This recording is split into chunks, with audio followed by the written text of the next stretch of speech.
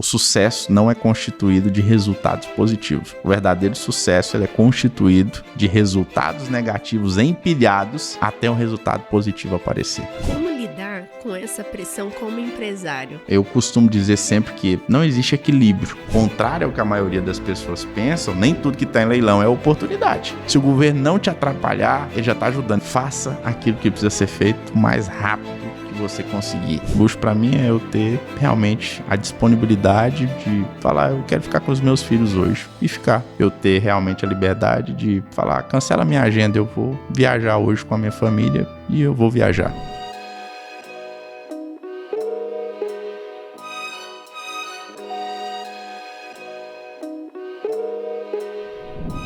Olá pessoal, e hoje estamos aqui em mais um episódio Luxo Concreto, mas hoje temos aqui uma grande aula e uma honra para mim receber uma pessoa que eu admiro, que eu acompanho o trabalho, que eu vi toda a maratona nesse último ano e eu falei assim, nossa, eu quero muito entrevistar esse empresário para compartilhar para você que pensa em investir em leilão, que pensa em investir como fazer parte jurídica, né, de uma forma mais simples de se entender, porque muita gente fala de uma forma que a gente não entende nada. Eu trago aqui o Tássio Renan, que eu admiro. Tássio, muito obrigada pelo convite. Você que é advogado, sócio do Pablo, o pai do leilão. Muito, muito obrigada. É uma honra para mim te receber aqui. Eu falo num podcast assim tão simples, tão iniciante, né? Ter um empresário como você. Muito obrigada, viu, Tássio? Que isso, Sofia, eu que agradeço pelo convite, agradeço aí realmente a você e a sua equipe por todo o cuidado que você teve com a gente. É um prazer poder estar aqui compartilhando com você algumas das nossas experiências, algumas das nossas histórias e principalmente contribuindo aí com a audiência, que é aí uma galera que gosta de investir também em tijolo. Eu que aprendi que lá com meu avô, lá com a minha avó, que quem investe em terra não erra. E tenho procurado profissionalizar esse tipo de investimento, atuando aí também no mercado de leilões. Então é um prazer poder estar aqui e contribuir com a sua audiência também naquilo que for possível. Tássio, para nossa audiência aqui de construção civil, fala para mim quem que é o Tássio e da onde surgiu o pai do leilão? Que para mim é um termo que a gente já te conhece há muito tempo, te admira, porque leilão tem tomado muita escala, principalmente nesse momento do Brasil, mas eu queria que você contasse da onde surgiu e quem que é o Tássio por trás das câmeras. Vamos lá, Tássio é cara muito simples, sou do interior de Goiás, comecei a trabalhar com 9 anos de idade, ali comecei com caixa de supermercado, depois fui engraxate, fui mecânico de carro, mecânico de moto, depois ingressei na informática, onde eu fiquei durante 10 anos.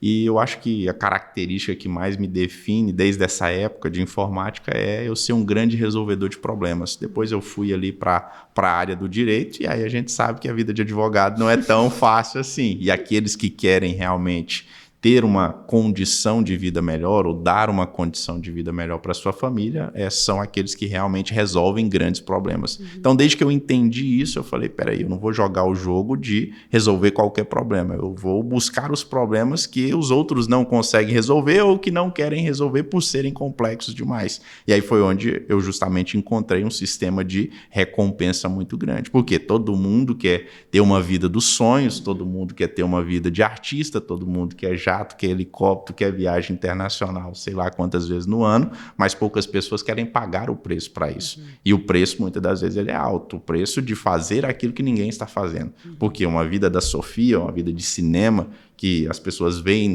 nos stories, as pessoas veem ali no Instagram, existe um preço a ser pago por aquilo. E aí a maioria das pessoas querem somente o bônus, mas não querem adquirir o ônus. Então, desde muito cedo eu entendi isso e implementei isso na minha vida. Então, eu venho de uma infância muito pobre, muito sofrida. Meu pai abandonou a gente, eu tinha 6 anos de idade. Eu sou o filho mais velho de 3 irmãos.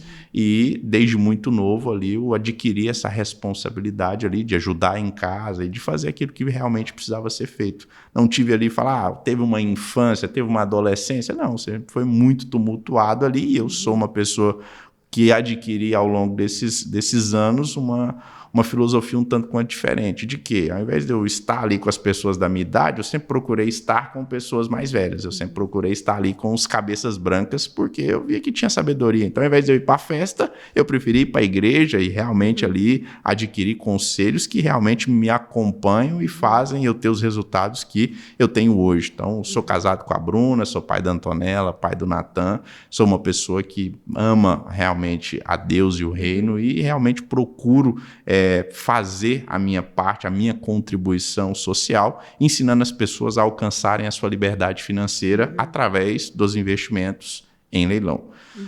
Então, basicamente, acho que é isso.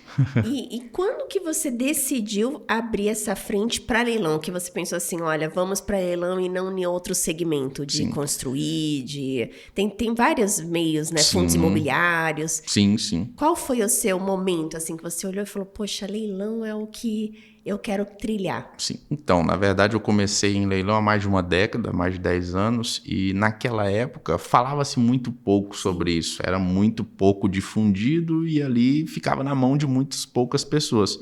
Eu comecei no mundo dos leilões através dos veículos, então comecei ali comprando veículo Corsa, Gol, de 8 mil, de 5 mil, e ali naquelas operações, quando eu ganhava R$1.000, eu ficava a pessoa mais feliz do mundo. Falei, nossa, venci na vida agora. Aí quando veio ali os 10 mil, sempre em busca de um resultado maior, porque a vida, ela é justamente isso, a vida de uma pessoa que está em franco crescimento é estar em busca sempre de um próximo resultado que muitas das vezes parece inalcançável, mas para aqueles que realmente persistem com disciplina, com consistência, não tem resultado que você não consegue alcançar. E aí nessa busca por novos resultados, eu comecei a olhar para os imóveis, porque dentro dos veículos já tinha ali um público maior, já tinha ali um público de compradores maiores. Eu comecei a olhar para os imóveis e falei, pô, não tem tanta gente comprando assim. Eram muitos leilões que tinham ali resultados negativos naquela época e os que eram comprados com um deságio muito grande. Falei, peraí, acho que eu vou partir para isso aqui. E aí foi onde eu iniciei ali nos imóveis. E aí dentro dos imóveis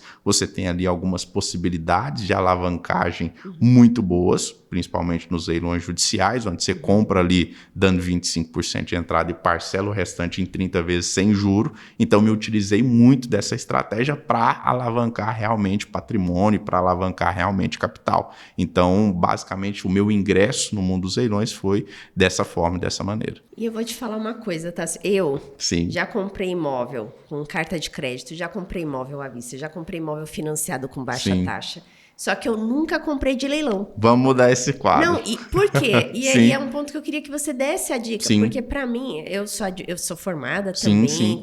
Sou advogada, mas eu fui pra área de tributo. Sim. E o leilão, realmente, ele precisa de uma pessoa que saiba o que está fazendo, que analise a dívida ativa, que veja tudo. E eu sempre falei assim, poxa, eu não consigo parar para eu estudar e estruturar isso. Como que você faz de assessoria para pessoas como eu? Porque olha só, eu atuo nisso no mercado e eu falei, vira e mexe, eu olho e falo, poxa, eu quero adquirir. A única forma que falta na jornada imobiliária é eu adquirir imóvel de leilão.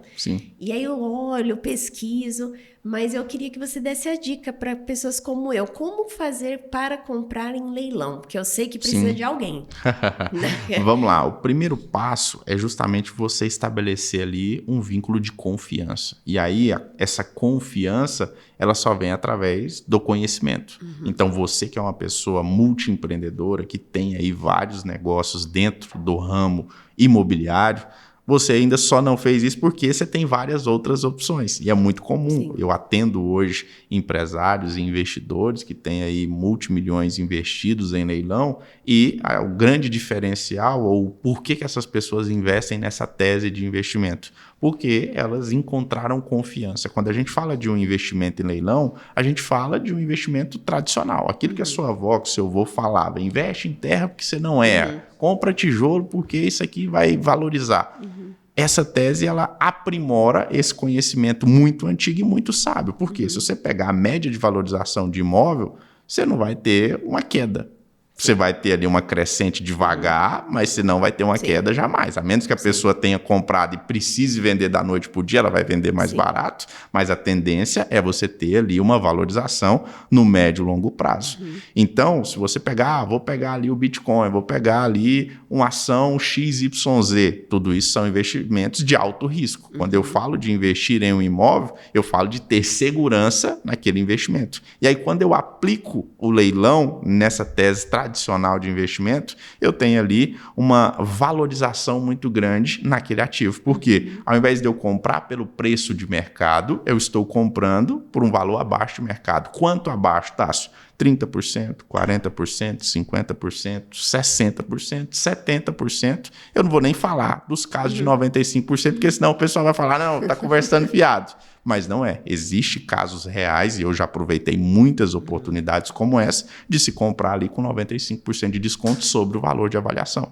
Justamente porque você tem um leilão que resta negativo, um segundo leilão que resta negativo, o terceiro leilão chama-se lance livre. Ou seja, aquele lance que você pode dar o lance que você quiser. Se você não tiver mais concorrentes naquele lote, você vai levar ali pelo preço que você colocar. Então, a gente fala desse jogo do leilão hoje com muita confiança e transparência, e para o público que está nos assistindo, se você quer investir no mundo dos leilões, você primeiro precisa realmente adquirir o conhecimento. E aí muitas pessoas falam, Tássio, mas você podia muito bem vir aqui vender uma consultoria. Não vai resolver eu te vender uma consultoria, por quê? Se você não souber o que eu estou fazendo, você vai lá na frente querer uma explicação e às vezes você não vai entender o processo, vai falar, vai jogar a culpa nas minhas costas. Então, o trabalho que eu tenho feito sempre é o quê? Difundir educação sobre leilão no Brasil. Então, o termo pai do leilão, ele vem justamente disso. Hoje eu tenho mais de 50 mil alunos, e esses mais de 50 mil alunos, a gente tem diversos casos e cases de sucesso. Por quê? Eu me preocupei realmente em ensinar essas pessoas. E aí, é claro, eu tenho ali alguns grupos seletos de investidores.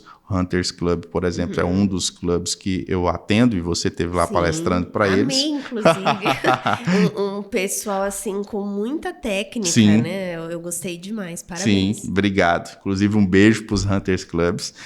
Então, o que eu faço primeiro aprende isso aqui, aprende como que é a trilha do leilão, como que um leilão acontece, para depois você decidir se você quer colocar a mão na massa, sentar a bunda na cadeira e procurar algumas oportunidades, ou se você quer delegar isso para alguém ou para um time especializado, como o time de pessoas que a gente tem para fazer isso hoje. Mas... Então eu posso pegar eu, Sofia, e contar com a equipe do Tássio, por exemplo. Com certeza. Porque eu não teria não hora tem tempo, útil, sim, não dá, de forma alguma. Para estudar um mercado com certeza, que com é um certeza. mercado para mim secundário, sim, né? Porque sim, eu tenho ali outras frentes que eu tenho que analisar, e enfim. Sim. Então tem essa possibilidade. Tem sim. Hoje a gente tem ali a WiseBid Assets, que é justamente a nossa assessoria de investimento em leilão, onde a gente tem ali um time de mais de 50 pessoas realmente focados em trazer ali as soluções que o investidor busca. Ou seja, o investidor vai delimitar qual que é a área de investimento que ele quer. Por exemplo, eu quero um imóvel nos Jardins, eu vou chegar assim, ó, nesse raio aqui, sim, e até um budget de tanto. Aí a gente vai procurar por oportunidades. Por quê? Leilão, ele é sazonal. Sim. Ou seja, não vai acontecer um leilão naquela determinada área em específica todos os dias. Ou todos os meses. Mas quando aparecer um leilão naquela área delimitada, a gente vai ter acesso, vamos fazer ali um estudo mercadológico para realmente apurar se aquilo ali trata-se de uma oportunidade ou não. Por quê? Contrário ao que a maioria das pessoas pensam, nem tudo que está em leilão é oportunidade. Sim, às vezes é uma bucha, né?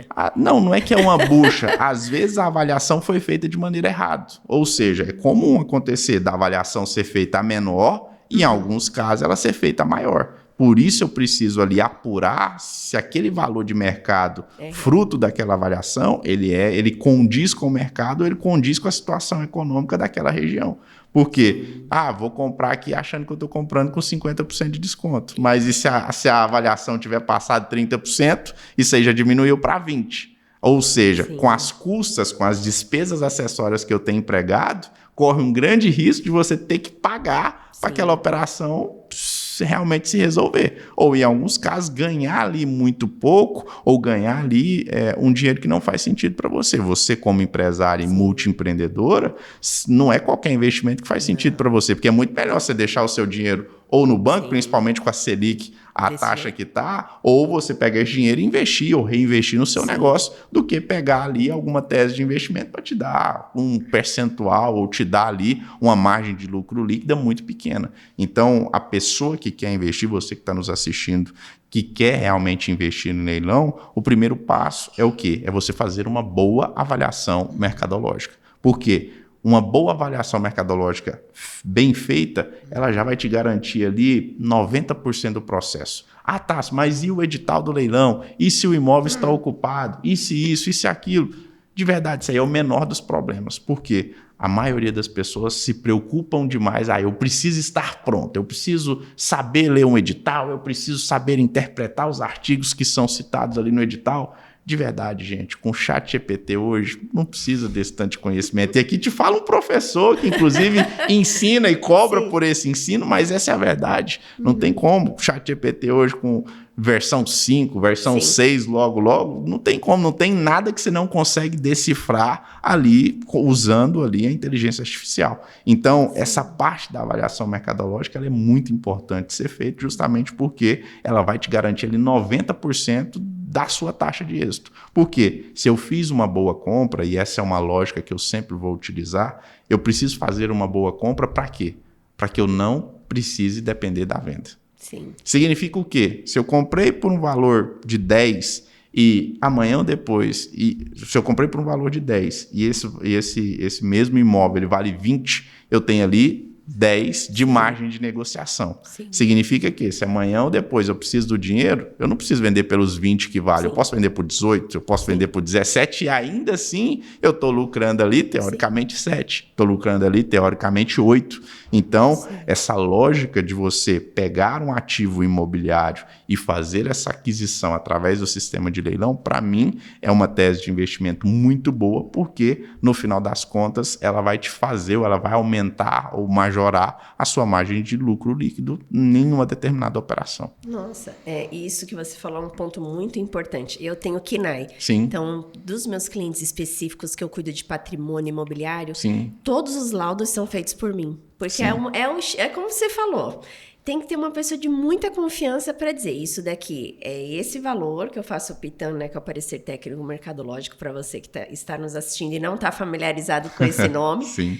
Que é quanto que vale o imóvel. Então, você faz um comparativo regional real, porque uma coisa é você olhar quanto que está sendo anunciado, outra coisa é o que realmente vende. Sim. O que realmente você bate ali e está acontecendo. Isso muda tudo mesmo em preço de mercado. Não, e até o cenário econômico que está se passando. Sim. Por exemplo, ano passado, nessa mesma época, 2024, nessa época, a Selic estava, 11 pontos. Hoje ela está a 15. Significa que qualquer CDI que você tiver no banco está te rendendo 1%, 1,2% do seu dinheiro. Eu vou imobilizar esse dinheiro com uma política ou uma despolítica econômica que a gente está vivendo. Eu não estou aqui para falar de política, vou me conter, mas é o desgoverno que a gente está vivendo. Então, não tem como o investidor ir lá pegar a liquidez dele e investir em um ativo que ele não sabe quando que ele vai conseguir vender aquilo. Por isso que eu somente vou fazer uma aquisição quando eu estiver comprando ali de maneira interessante, quando eu tiver ali uma boa margem de lucro líquido que,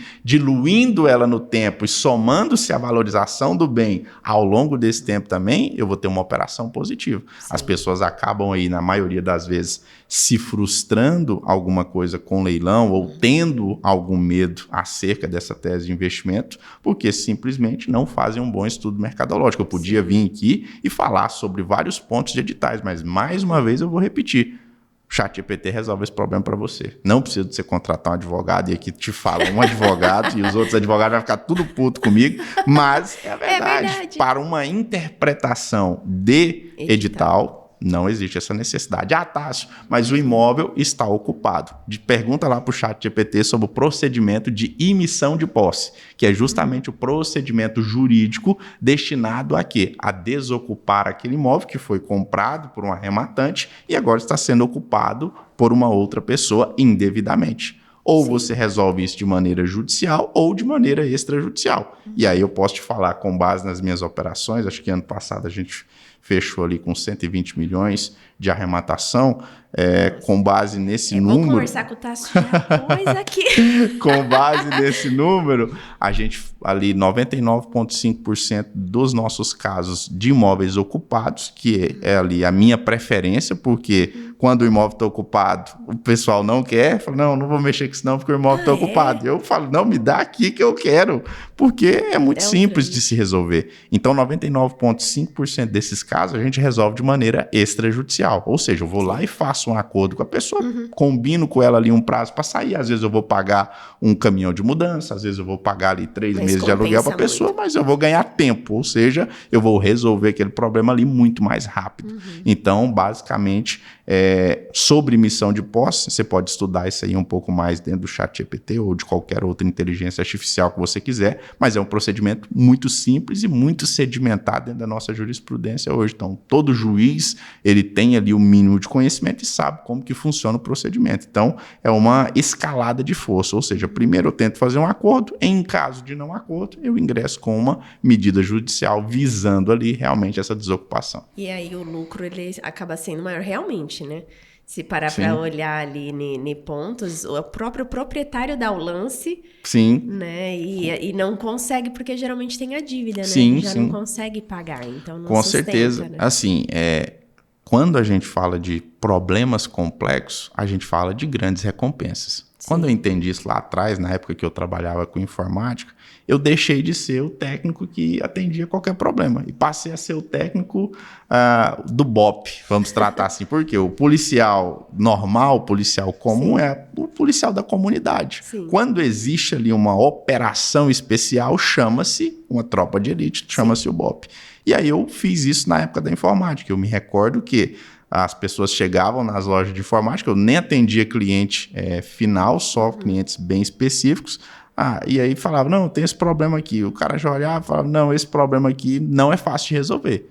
Ou esse problema aqui não tem solução. Mas liga pro Tasso que se alguém resolve aqui, é ele. Se não resolver, aí realmente você joga fora e faz o que você quiser. Então eu procurei fazer isso. E aí quando eu venho para a advocacia, eu também faço isso. Eu também me especializo ali em resolver problemas complexos. Tanto é que essa semana eu fui atender um cliente e ali ele tinha uma operação, já tinha passado, sei lá, por 8 advogados e ninguém resolvia. Eu falei, cara, você quer que eu resolva? Eu tenho um plano para resolver, só que não é qualquer custo. Não sei se financeiramente é viável para você. O preço é esse, se quiser, beleza, se não quiser, tá tudo certo.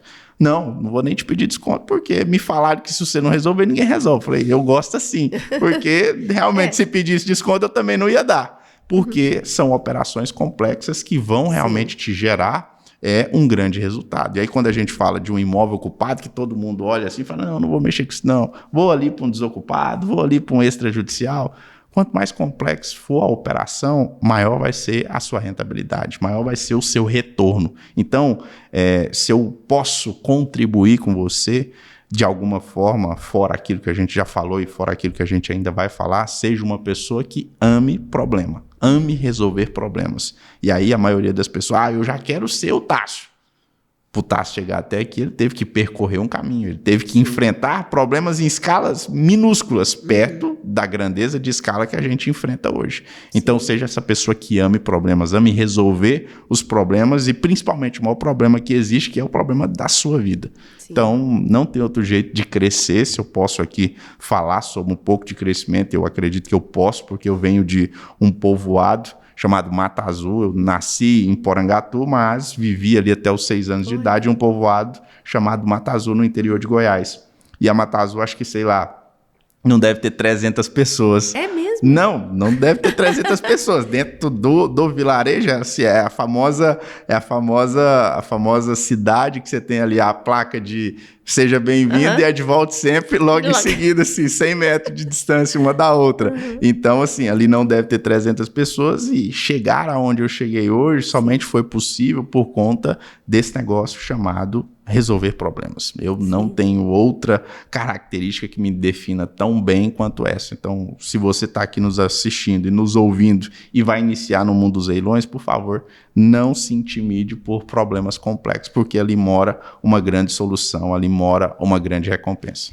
E não vamos falar de política, mas você também é sócio do Pablo e advogado dele, né? Sim. E o Pablo é uma pessoa que é um empresário que eu admiro, né? Eu estive no talk dele, estava falando para você o quanto eu me senti honrada, me sinto honrada por esse prestígio e por ter estado ali com ele, compartilhar a visão minha de mercado com uma pessoa que é tão inteligente, rápido, um raciocínio muito rápido, e eu também sou, então eu olhei e falei, uau, Pablo, eu nunca fiquei tão nervosa num podcast, num talk como aqui com você, ele deu risada.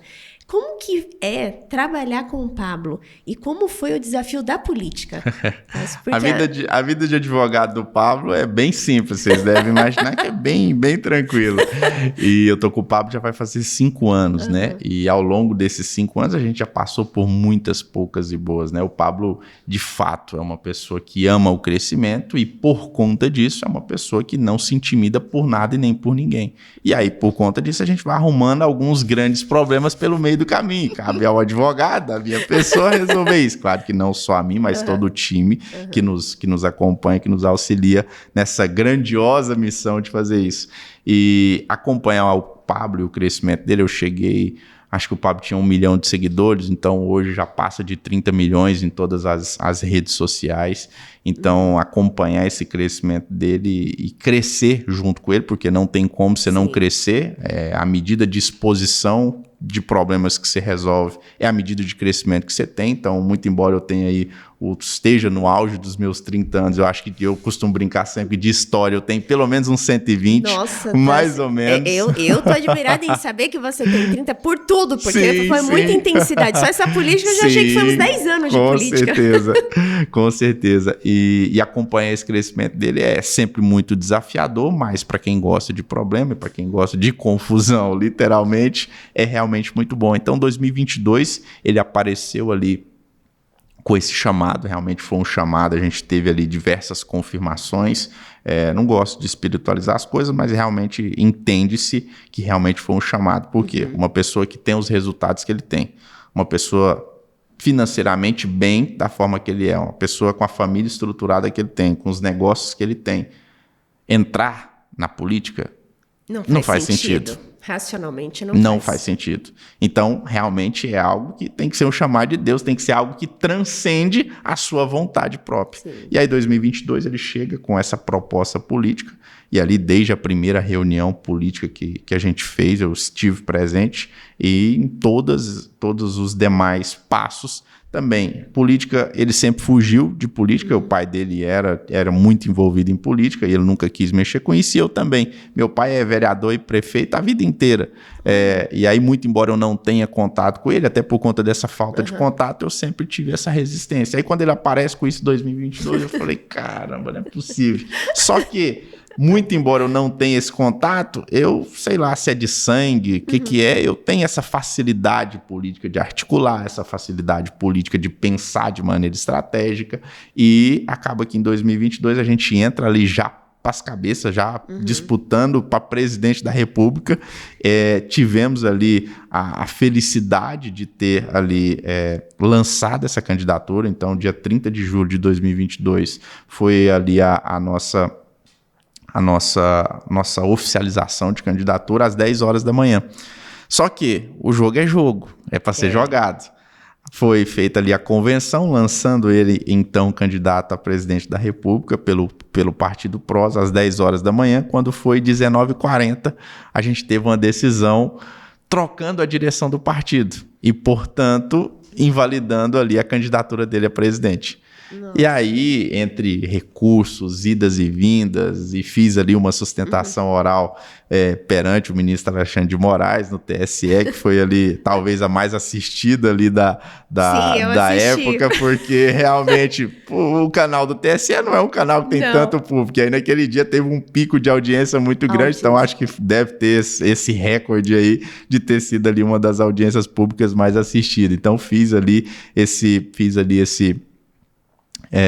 essa sustentação oral, mas não conseguimos realmente manter a candidatura dele para presidente. Viramos para deputado federal, construímos ali uma candidatura de deputado federal muito rápida, foram 13 dias efetivos de campanha, e dentro desses 13 dias a gente conseguiu ali 243 mil votos. Nossa. Pablo é eleito, ali o 10º mais votado, 11º mais bem votado do estado de São Paulo, e por uma decisão judicial, mais uma vez, ele tem ali a sua eleição cassada para dar a vaga ali para um político de um outro partido que eu vou me restringir aqui. E aí, nesse meio tempo também, recurso para cá, recurso para lá, e sustentação oral e despacho e tudo. Não conseguimos segurar. Ficamos aí o ano de 2023, quando foi 2024, a gente pensando nesse capital político, por que não disputar a prefeitura da maior cidade da América Latina? E aí surge-se então o projeto São Paulo 2024. O que vocês tinham? Só a cara e a coragem, literalmente, porque estrutura partidária a gente não tinha, a gente saiu do PROS e eu encontrei ali abrigo no PRTB, inclusive um abraço para o Leonardo Avalanche, nosso presidente, e ali o Leonardo deu a sua palavra muito firme que iria lançar ali o Pablo candidato para prefeito. E ali iniciamos a nossa jornada. Então, a campanha efetiva, ela tem ali um prazo muito curto, de 45 dias. Porém, você tem ali um período de pré-campanha que vem desde junho. Então, a gente lançou a pré-candidatura, se eu não me engano, foi 28 de maio. Então, já entramos julho, agosto, setembro, outubro. E ali, eu acho que você que está nos assistindo, com certeza, deve ter assistido a algum desses episódios dessa campanha, a campanha realmente mais assistida de 2024 foi essa, e se não aí da última década ou das últimas 2 décadas, acho que foi a mais acompanhada, justamente por conta realmente ali do show à parte que a gente teve nessa campanha. Então, carteira de trabalho para cá, cadeirada para lá, e realmente foi uma movimentação na sua vida. Foi uma movimentação muito grande, muito grande. Foram ali, acho que 45 dias que valeram por, sei lá, uns 40 anos mais ou menos, justamente por conta do nível que a gente teve que jogar, de jogo que a gente teve que jogar. Imagine só que a gente entrou sem nenhum real de dinheiro público. Não foi gasto, não recebemos doação de nenhum real de dinheiro público. Entramos sem nenhum minuto de televisão. E a gente lutava ali contra 2 máquinas, que era o prefeito, que estava no poder, e o Boulos, que era ali toda a esquerda junto. Então, era todos contra a gente, literalmente. Então, tanto é que a gente viu aí que nenhum candidato, nem de direita, nem de extrema direita, declarou qualquer apoio a gente. Então, a gente era realmente uma candidatura solo. E ali, nas pesquisas, a gente sempre na frente, a gente sempre ali disputando, para a par com todo mundo, a gente realmente viveu ali e fez o nosso melhor todos os dias. Então, com qual pensamento vocês acordavam todos os dias? Vamos sair vivos só do dia de hoje, vamos dar o nosso melhor só no dia de hoje, e amanhã a gente resolve. Tá, mas vocês não entrou querendo ganhar? Não, a gente entrou com pura e simplesmente pensamento de vamos dar o nosso melhor somente hoje. E ali realmente as coisas foram acontecendo, o crescimento ele veio realmente ali da forma irreverente como o Pablo tratou realmente a política. Foi uma política totalmente disruptiva, então os marqueteiros ficaram loucos, os chefes de campanha já não sabiam mais o que fazia, porque realmente o nosso diferencial nessa campanha sempre foi trazer uma novidade a cada debate. E ali, sem falar na chuva de cortes, com certeza você recebeu um corte do Pablo Marçal em 2024 no seu WhatsApp, no seu Instagram, não tem como não ter recebido. Fez toda uma reestruturação até do que é a rede social na política, porque nem tinha esse posicionamento, né? Sim, com certeza. A gente vinha ali de algumas campanhas muito tímidas digitalmente e a gente consegue ali alcançar o topo da usabilidade de uma rede social dentro de um ambiente político que foi esse ano de 2024. Tanto que a gente tem aí muitas propostas para ajudar aí alguns políticos em 2025, tendo como base esse case de sucesso que a gente teve lá em 2024. A campanha mais assistida da história de 2024 e com certeza de muitos anos para trás. Digitalmente não tem, a gente tá aí disparado. A gente chegou ali a postar, se eu não me engano, 200 Reels em um dia. Então, assim, um negócio assustador, 200 Reels em um dia. Então, assim, o nível de visualização não baixava nunca. Então, assim, realmente o nível de engajamento ele estava assustador, por conta realmente dessa estratégia que a gente traçou e executou. E aí, como resultado disso, a gente teve ali realmente 1.700.000 votos, que foram ali, que nos garantiu ali o terceiro lugar. Não fomos pro segundo turno, foi por isso, foi por aquilo. Não, a gente realmente tem consciência de que existe uma força muito grande e a gente estava lutando contra duas. Então não era uma só, era duas. O pessoal, quando a gente começou a nossa pré-campanha, o pessoal falava muito, não, vocês vão enfrentar a máquina, vocês vão enfrentar a máquina. Eu falei, que porra é máquina? Que negócio de máquina? Aí depois eu entendi o que era a máquina e existe realmente uma máquina que realmente fez ali o papel que ela tinha que fazer e realmente nos garantiu esse terceiro lugar. Tá, ficaram tristes? Com certeza, somos pessoas de resultados e queríamos, claro, sentar na cadeira. Foi para isso que a gente levantava cedo, deixava os nossos filhos em casa e ia realmente para a rua com o único objetivo de fazer o nosso melhor naquele dia. Mas ficamos muito felizes também pelo capital político que foi construído. E no final das contas, a gente tem um chamado muito claro para ser presidente da República, não era prefeito da cidade de São Paulo. Então, a gente realmente respeitou esse tempo e esse pedágio que a gente vem pagando aí desde 2022 e aguardem, por favor, as cenas dos próximos capítulos. Não, esse aqui é um ponto que todo mundo quer saber, né? Sim. Mas em algum momento, assim, vocês entenderam que era possível entrar... Porque teve uma visibilidade muito alta, né? Então, e como foi lidar no dia? A gente começou ali com 6% de intenção de votos, era o que as pesquisas registravam. E aí, o dia que a gente alcançou 15%, a gente falou, não tem como tirar a gente disso aqui, não tem jeito. E realmente, por quê? O calor humano é um termômetro muito bom. Você ter ali uma pesquisa... Pode-se ter um viés, pode-se ter outro, a forma de se fazer aquela pesquisa pode ser ali minimamente manipulada, mas você entender o calor humano é diferente. E aí toda vez que a gente ia para a rua, a gente era muito bem acolhido, a gente era muito ovacionado, o povo realmente queria tirar foto, o povo realmente queria fazer o M, o povo realmente queria colocar o boné. Eu tava na Grécia, então... eu falei Brasil, o pessoal, Pablo, eu falei, gente, eu até mandei pra ele, olha aqui. Sim, não, e assim, a gente tava no Japão, eu estive no Japão esse ano, e aí o cara com o boné do M lá, eu falei, gente, como que esse boné chegou aqui? Ele falou, não, trouxe do Brasil. Eu falei, caramba, que loucura. Então, assim, foi uma campanha muito difundida. Então, esse calor humano nos deu essa noção de que, peraí, é possível e vamos trabalhar para isso. E foi realmente o que a gente fez. Foi ali uma campanha, talvez a campanha mais barata da história. A gente fez tudo com doação de pessoas terceiro. E aí você pode falar, foi os amigos bilionários do Pablo que fizeram a maior doação. Não foi. Pelo contrário. Esses aí foram os que doaram menos perto do potencial de doação que eles teriam. Foi muito bem recebido e aceitamos com certeza. Claro. Mas o que fez diferença mesmo foi o dinheiro do pessoal trabalhador. Você via lá a doação de R$10, você via doação de R$3, de R$2, você via doação de todos os valores.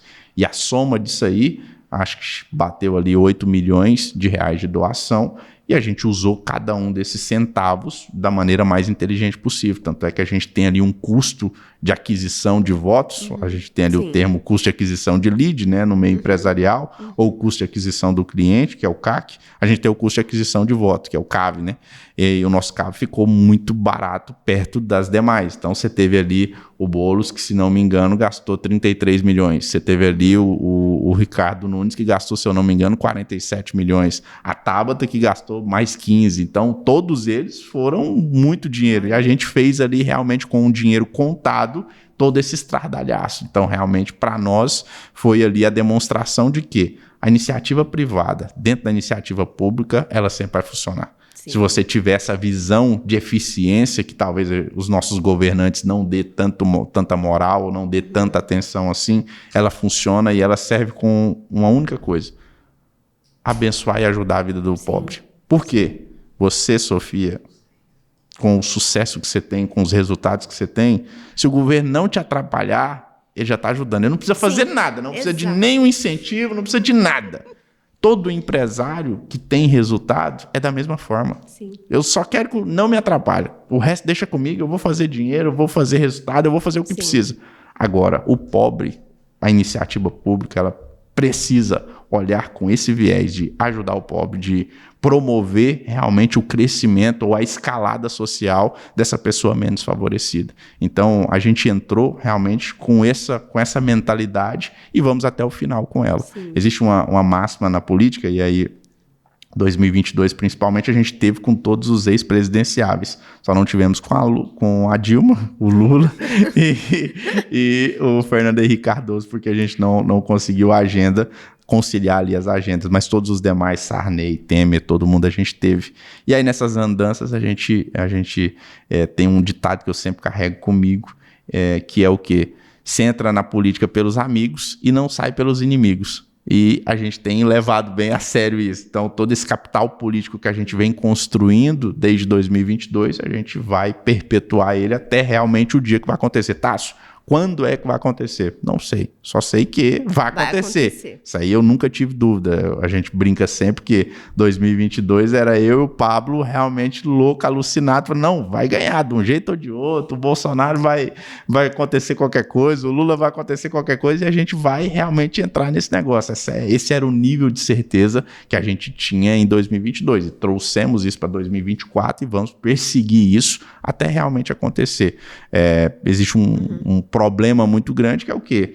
Nada que eu coloquei na minha cabeça eu não consegui alcançar. E o Pablo da mesma maneira. Então, assim, e aí temos mais algumas pessoas no time que partilham desse mesmo sentimento e dessa mesma garra. Então, acredito que mais cedo ou mais tarde isso vai acontecer. Sim, vai.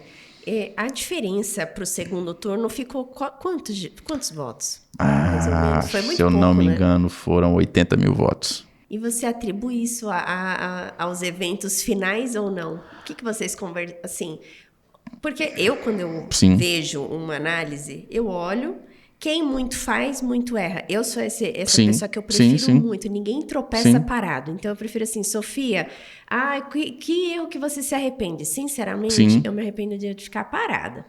Agora, eu pego a lição, aprendo rápido com certeza. Avanço. Próximo passo. Então, próximo erro, na verdade. Porque senão as pessoas elas ficam colocando um peso muito grande em algumas coisas que não devem. Né? Olha onde chegou. Vocês atribuem alguma coisa desses 80 mil no balanço de campanha por alguma decisão final errada ou não? Então, existe ali algumas decisões que realmente foram tomadas de maneira equivocada. No calor, né? É muita pressão, né? Vocês não têm noção do que é. É celular 24 horas, é repórter 24 horas, é gente na rua 24 horas, é tudo 24 horas. Então não tem, é esse ou aquele que você tem que dar mais atenção. Você tem que dar atenção para tudo. E aí, dentro desse cenário, o que a gente tem? Tivemos ali alguns episódios, tivemos ali o episódio do laudo, tivemos ali o episódio do soco, tivemos ali vários episódios que acabaram ali contribuindo para quê? Para uma fragilidade da imagem. Isso é normal de se acontecer. Então, o voto mais tradicional, peraí, deixa eu dar uma analisada aqui direito. Mas o que mais contribuiu para isso, na nossa análise, com base na pesquisa, algumas pesquisas que a gente fez posteriormente, é o quê? O perfil do voto paulistano. você tem ali um perfil de voto muito mais tradicional. Então, entre trazer uma pessoa de fora da política para conduzir a maior cidade, a maior locomotiva do país, eu vou ficar com quem já está. Ou ainda eu tenho ali uma tendência de voto esquerdista muito grande, que foi quem optou por votar no Guilherme Boulos. Então, a gente estava ali nesse meio. Então, o resultado que a gente alcançou, quantitativamente, ele está muito dentro da lógica. Então, pode ter sido? Claro que pode. Mas, dentro da lógica, a gente estava muito tranquilo com relação a esse cenário quantitativo que a gente tinha ali pré-estabelecido. E aí, se você pegar, inclusive, uma das vitórias que a gente teve foi justamente vencer ali ou adquirir mais votos em redutos que antes eram ocupados pelo Guilherme Boulos. Então, se você pegar as últimas eleições, Zona Leste, principalmente, a gente venceu dele lá. Então, assim, isso é um sinal de que São Paulo é não país. tem como, não tem jeito. Então, assim, você pegar, beleza, como que você toma um voto ideológico? Somente por uma boa proposta. Exatamente. Como que você toma um voto? Não tem jeito, a pessoa para votar no Guilherme Boulos, com todo respeito, ela tem que realmente acreditar na pauta ideológica. Por quê? Resultado não tem. Sim. Fez alguma coisa. Não fez. Então, para ela mudar esse voto, é realmente por uma única coisa, que é a proposta. Ou pela forma de pensar. E que foi realmente o que nos deixou muito felizes. Por quê? Tirar dinheiro, tirar voto ali da direita, é normal, ó. São pensamentos alinhados, eu só preciso ali demonstrar a confiança necessária para fazer isso. Agora, tirar desse outro público é que realmente trouxe ali para a gente uma noção de que, peraí, a gente está no caminho certo, a gente precisa continuar pregando isso e continuar difundindo realmente isso. E como lidar com essa pressão como empresário? Para família, chegar em casa, a cabeça, como que fica e que dica que você daria? Porque trabalhamos com pressão. Sim. E a pressão, eu costumo dizer, quando nós temos a cabeça no lugar, ela é saudável. Sim. Porque te faz crescer. Um diamante, ele tá ali, o que faz a diferença de um diamante por um carvão é Sim. a pressão que ele sofre. Com então certeza. é como a gente reage nisso, né? Que dica que você daria? Porque olha, nós de fora, Sim. eu pensei assim, no dia eu falei, meu Deus, a equipe. Sim. Porque, né, a gente Sim, sabe sim. que tem a pessoa central, Sim. que é o Pablo, que tá ali, mas existe uma equipe muito Sim. forte para sustentar a pessoa Sim. que tá ali, e o quanto que é pesado. Então, eu costumo dizer sempre que não existe equilíbrio. Isso aí é uma falácia. Existe prioridade. Então, quando eu estou no meu trabalho, a minha prioridade é trabalhar. Sim. Mas quando eu estou com os meus filhos, quando eu estou com a minha esposa, a minha prioridade é estar com eles. E aí as pessoas tentam equilibrar e acabam não fazendo nenhuma coisa nem outra. Então, uma dica que eu dou para você é o quê? Viva intensamente dentro do seu trabalho, que seja das 8 às 18, que seja das 8 às 10, como eu faço, como a Sofia faz, que seja 24 horas, como a gente faz, mas no espaço ou no intervalo de tempo em que eu estiver com os meus, eu vou estar com os meus. Então, celular, pode tocar, eu não vou atender. Reunião que tiver marcada, só vou seguir o que tiver na agenda. É extraordinário, é isso. Não tem jeito, você tem que dar prioridade. E aí, é claro, existe alguns períodos, alguns lapsos de tempo que você tem que fazer um acordo com a sua família e falar, olha, nesse período de tempo em específico, eu vou dar atenção mais plena para isso. Claro. Então, na época da política, por exemplo, eu saía de casa às 5 horas da manhã e chegava às 3 horas da manhã.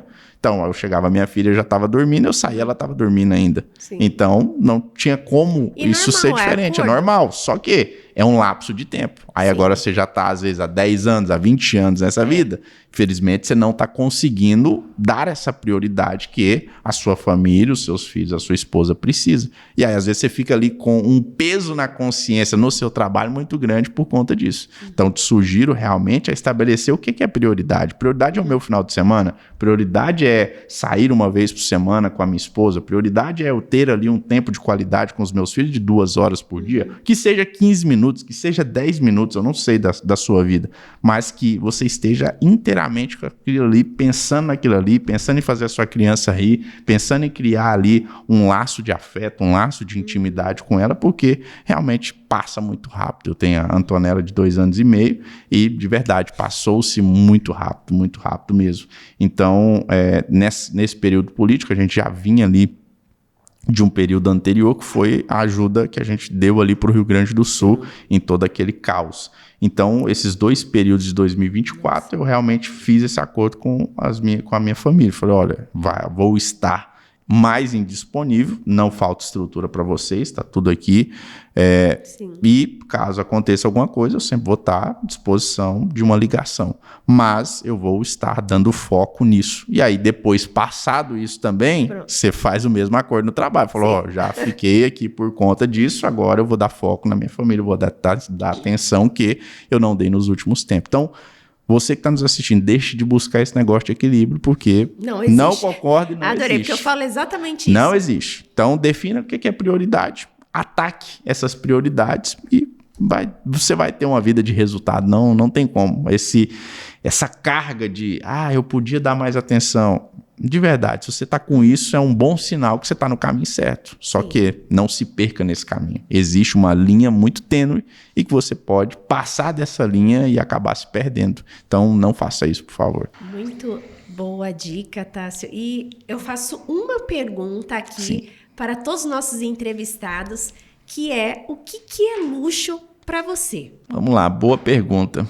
Acho que luxo para mim, de verdade, você ter um avião é bom. Você poder viajar, sei lá quantas vezes eu já viajei internacionalmente esse ano, é muito bom, mas nada disso é luxo para mim. Luxo para mim é eu ter realmente a disponibilidade de falar, eu quero ficar com os meus filhos hoje, e ficar. Eu ter realmente a liberdade de falar, cancela minha agenda, eu vou viajar hoje com a minha família e eu vou viajar. Então, se falar para mim, tá, o que é luxo para você? Luxo é ter essa liberdade de poder literalmente ligar o foda-se. Realmente, vai cair o mundo. Se cair, depois nós damos um jeito de levantar de novo. Mas eu acho que essa liberdade, ela não pode ser tocada. Porque a gente vive 10 anos presos a um diploma, a gente vive 20 anos preso a uma carteira de trabalho, a gente vive 30 anos preso a um CNPJ. E aí, a hora que você está no final da sua vida, você fala, poxa, por que eu não fui mais livre? Por que eu não exerci a minha liberdade? Por que eu não defendi a minha liberdade? Porque, no final das contas, essa liberdade é o que efetivamente faz sentido na vida do ser humano.